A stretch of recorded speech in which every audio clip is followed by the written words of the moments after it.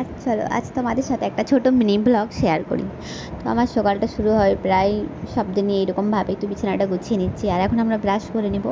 আর তারপরে ওর জন্য বানালাম চা, আর চাটা ওকে দিয়ে মেয়ের জন্য বানিয়েছিলাম দুধ ওটস। তো ওকে খাইয়ে দিলাম, ও তো খুবই দুষ্টুমি করে, খেতেই চায় না, তাও জোর করে খাইয়ে দিয়েছিলাম।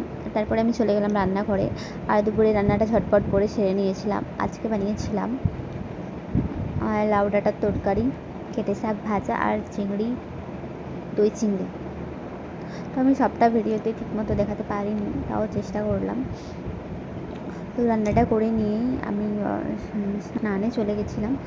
আর স্নানটা আমি আগেই করে নিই, তো আজকে লেট হয়ে গেছিলো, তো ঝটপট করে স্নানটা করে নিলাম।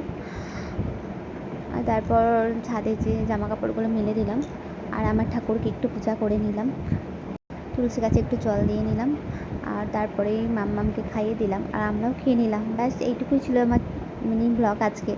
কেমন লাগলো অবশ্যই কমেন্ট করে জানিও, আর ভালো লাগলে এক লাইক করে দিও। ওকে টাটা, বাই বাই, দেখা হচ্ছে নেক্সট ব্লগে।